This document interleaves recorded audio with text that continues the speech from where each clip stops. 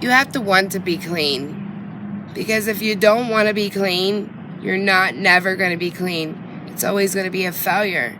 You're always going to fail yourself.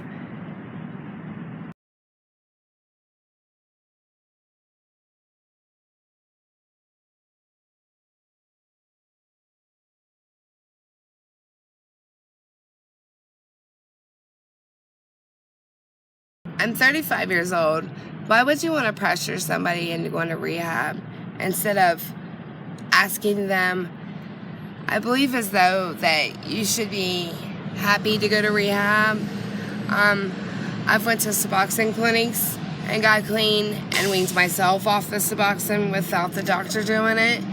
I've also went to my sister's house and got clean and was doing great. Yes, I've relapsed. That's a part of recovery. But I feel as though that if I can do this in 2 weeks by getting clean on my own, I don't need no rehab. It's mind over matter. And if you put your mind to wanting to be clean, then you can do it. The options when you're getting high and shooting dope every day, the reality of it is you're going to end up in jail, an institution, or you're going to die. If you fight treatment and don't go, your only two options are jail or death. So if you run and you're not in jail, then you're left with death. I don't know any drug addict that's been shooting heroin for, say, 20, 30 years that can say they're living happy and they've got a productive life. Because actually I don't know any heroin addict that's been shooting dope for that long that's still alive. I also want to state that I've been at least 2 to 3 days clean, and it's very, very hard. I can't say that. It's a battle that, only you can want. You can't be pressured to do something. When you're pressured to do something like that, then 9 times out of 10, it's a failure. And I want my life back.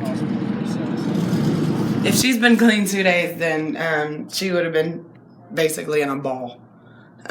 She would have had cold, hot sweats. She wouldn't have been able to really talk. She would have been puking. She just would have been not together. And she wasn't all the way together, but you could tell that she had used. And it wasn't enough to get her high, but it was enough to get her well. It was enough to get her out the door and to bring her here. And when she had that breaking point, that was her, oh, I can't deal with this. I have to go get high. Her house that got clean and was doing great for 4 months. Didn't need no rehab. Okay, she's scared to get clean because the scariest part about getting clean is getting clean. All right. She's in what we call the pre-contemplation stage. She wants help. She wants to get clean, but she's scared of it. She's codependent on somebody else. She's fighting against it. She's given every excuse in the book that I've said and heard to fight against getting clean.